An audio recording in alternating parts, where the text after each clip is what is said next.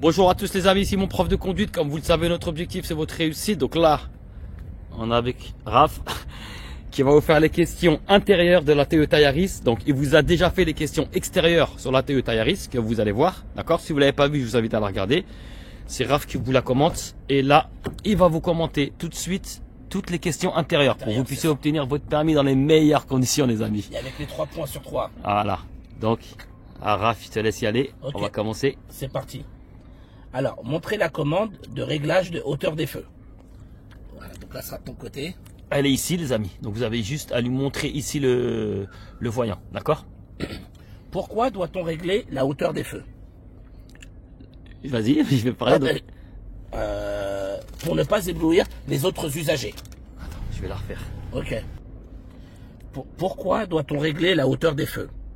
Donc, c'est pour ne pas éblouir les autres usagers. Mettez le rétroviseur intérieur en position nuit. Alors, sur ta voiture, il me semble que c'est automatique. Exact. Donc les amis, quand vous allez appuyer, je laisse appuyer sur le frein pour moi, s'il te plaît. Ouais. Donc la voiture, il faudra qu'elle soit démarrée. Vous allez voir le voyant auto, il est déjà allumé. D'accord? Elle est déjà en mode nuit. Et quand vous l'éteignez, il est plus en mode nuit. Donc là, ça c'est dans la Toyota Yaris. Dans la Toyota Yaris, vous l'avez comme ça. Sinon, je crois que ce rétro-là, tu l'as... en manuel, ouais. Alors... Ah, je l'ai pas dans celui-là. Ouais, dans ma voiture, c'est pareil. Hein.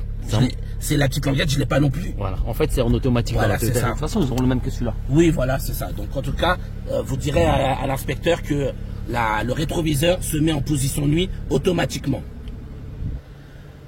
Quel est l'intérêt de la position nuit? L'intérêt, c'est de ne pas être ébloui par les feux du véhicule qui nous suit derrière. Peut-être qu'il peut être en feu de route, et donc pour éviter qu'on soit ébloui. Faites fonctionner les essuie-glaces avant du véhicule sur la position la plus rapide. Toi, c'est vers le haut, c'est ça? Vers le bas. C'est la 208 vers le haut. Ouais. Pour activer les feux de... pour activer les essuie-glaces avant, vous tapez au maximum vers le bas. Vous poussez. Voilà. D'accord? Et pour éteindre, vous repoussez vers le haut. Au maximum. Comment détecter leur usure en circulation? Ben, c'est simple. Quand vous les activez et que ça laisse des traces d'eau, c'est qu'ils sont usés et donc il faut les changer. Vérifiez la présence du gilet de haute visibilité ou ce qu'on appelle le gilet jaune. Voilà, donc il est là, vous pouvez le voir. En cas de panne ou d'accident, quel autre accessoire de sécurité est obligatoire? C'est le triangle de présignalisation. Alors, vérifier la présence du certificat d'immatriculation du véhicule ou bien ce qu'on appelle la carte grise. Alors pour les papiers du véhicule, ça dépend de chaque moniteur. Il y a des moniteurs qui ont les papiers sur eux, comme moi c'est le cas. Là, je vais vous montrer. Voilà. J'ai les papiers de ma voiture, carte grise et assurance. Soit ils les mettent dans le pare-soleil, ou soit ils les mettent dans la boîte à gants. D'accord. Voilà, ça dépend des moniteurs. En tout cas, vous demandez, avant de commencer l'examen, demandez à votre moniteur, vous dites, voilà, où est-ce qu'ils sont les papiers, comme ça je les montre à l'inspecteur. Ou bien sinon, carrément, vous dites au moniteur de vous les poser directement là. Voilà. Comme ça, moi, ils sont à portée de main, vous pourrez montrer ça à l'inspecteur directement. Quels sont les 2 autres documents obligatoires à présenter en cas de contrôle par les forces de l'ordre? Donc les deux autres documents sont l'assurance et le permis de conduire. Montrez l'indicateur de niveau de carburant. Alors moi dans mon véhicule les amis, dans la Toyota Yaris, vous l'avez ici. Donc vous voyez le truc d'essence là, le petit voyant d'essence, la pompe à essence, juste là. Donc le niveau de carburant, il se situe juste là, sur la gauche à côté du compteur. Quelles sont les précautions à prendre lors du remplissage du réservoir? Donc il faut arrêter le moteur, ne pas fumer et ne pas téléphoner.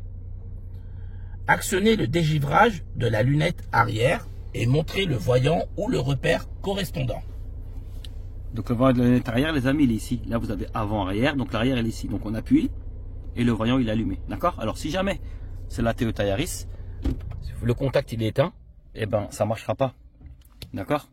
Ça ne marchera pas. Vous voyez, le voyant, ça ne va pas s'allumer. On vous demande de le montrer, le voyant. Donc pensez à redémarrer le véhicule pour qu'il s'allume. D'accord?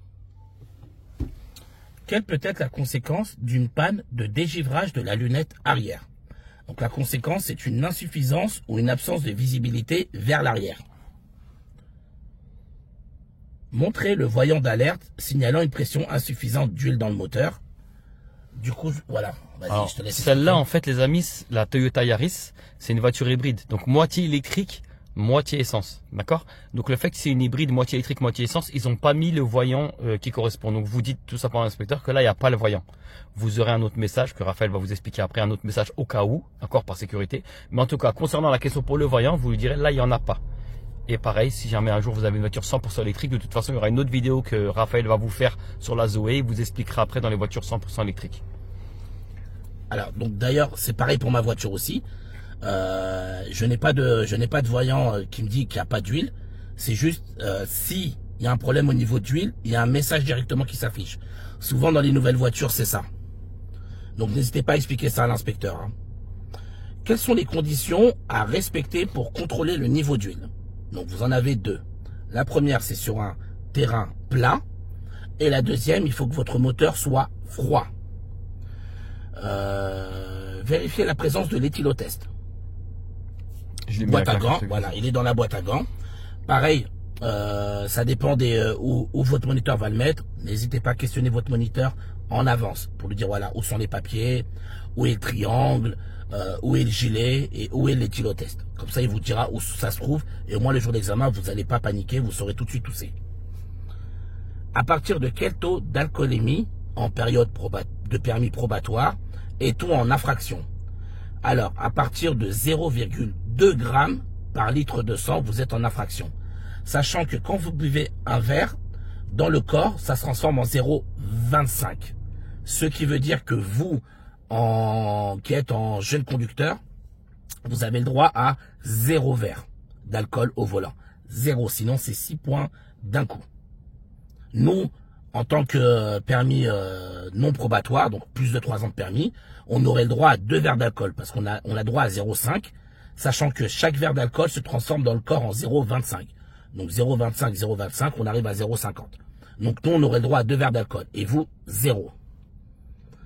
Tac, tac, tac. Montrez la commande de réglage du volant. Donc là, ça va être de ton côté. Allez, ici, les amis. Donc dans la Toyota Yaris, vous voyez ici. Alors généralement, dans les voitures, vous l'avez là, mais sur la Toyota Yaris, ils l'ont mis sur le côté. Vous voyez la petite languette là? Vous la tirez vers le bas. Elle est là. Bon, vous n'avez pas besoin de la tirer, hein, mais vous lui montrez comme quoi elle est là. D'accord? Pourquoi est-il important de bien régler son volant? Citez 2 exemples. Je vais vous en donner 4, mais il n'y en a que 2 à citer. Le premier, c'est le confort de conduite. Le deuxième, c'est l'accessibilité aux commandes. Le troisième, c'est la visibilité du tableau de bord.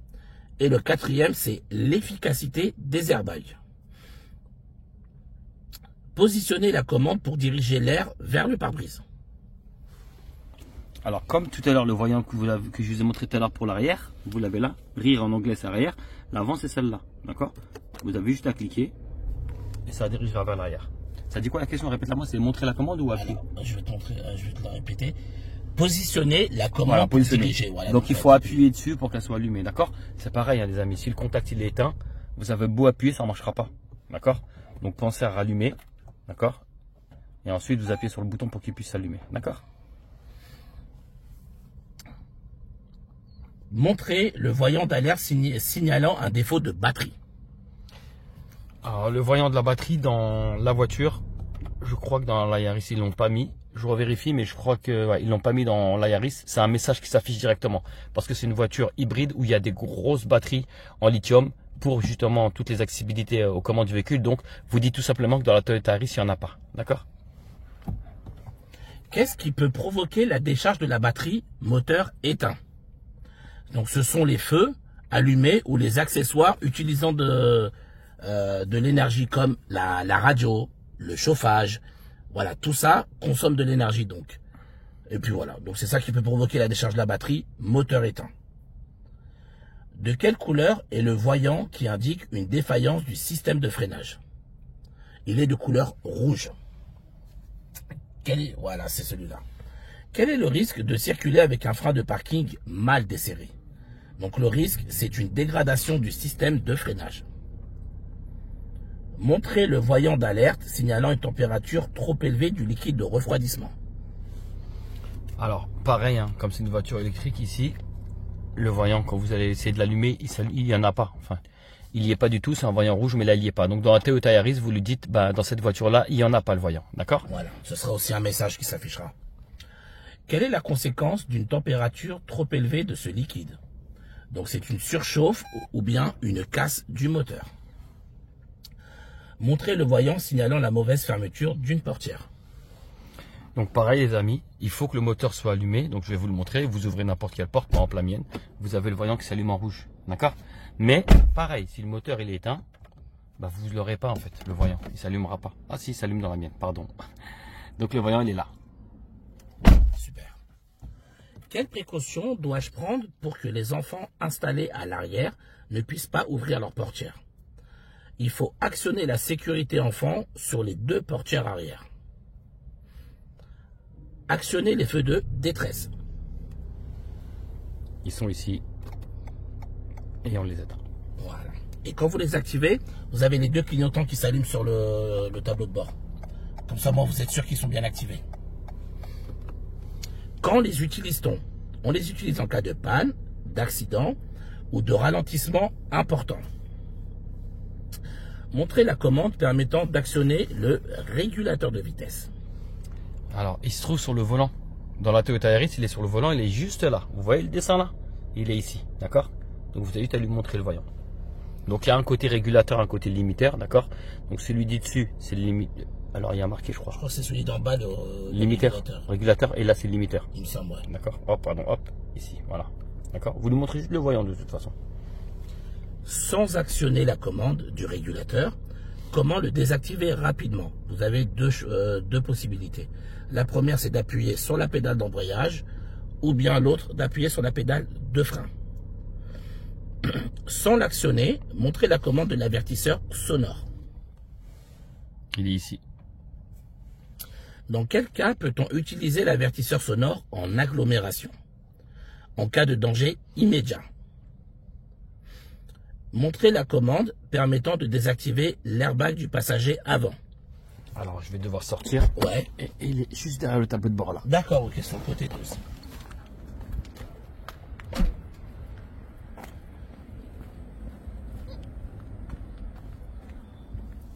Il est ici. Voilà, c'est ça.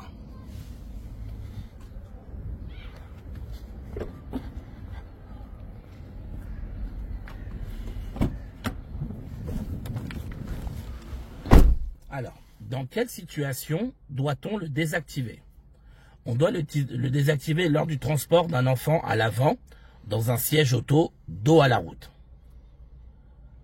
Montrez le voyant signalant l'absence de bouclage de la ceinture de sécurité du conducteur. C'est celui-là le voyant rouge que vous avez. Voilà, tout en bas là. Voilà. En règle générale, à partir de quel âge un enfant peut-il être installé sur le passager avant du véhicule? C'est à partir de 10 ans. Vérifiez la présence de l'attestation d'assurance du véhicule et de sa vignette sur le pare-brise.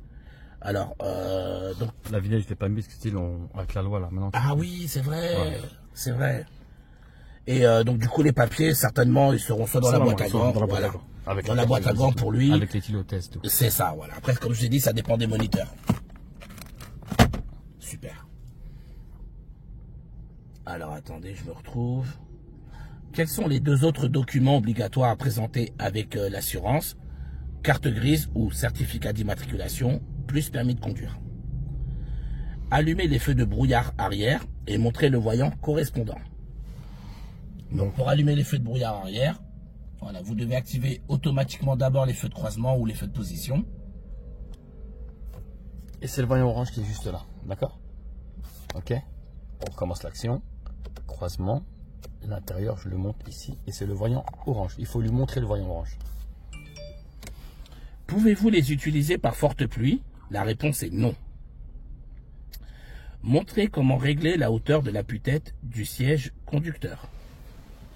Alors, normalement, il y a un petit truc, voilà, sur le côté là, vous voyez, il y a un petit bouton, vous appuyez, et soit vous levez, soit vous baissez. D'accord? Voilà.